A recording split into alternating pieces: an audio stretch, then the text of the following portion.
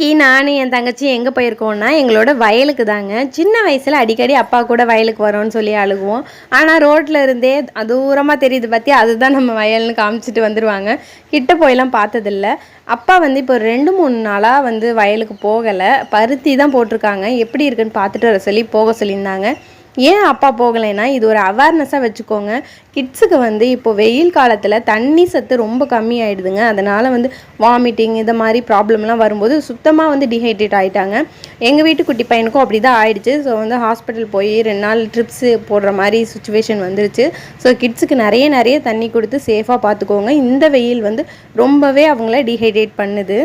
அதனால் அவங்க ஹாஸ்பிட்டல் போயிருக்கிறதுனால அப்பா எங்களை போக சொல்லியிருந்தாங்க. ஸோ நாங்கள் போனோம்.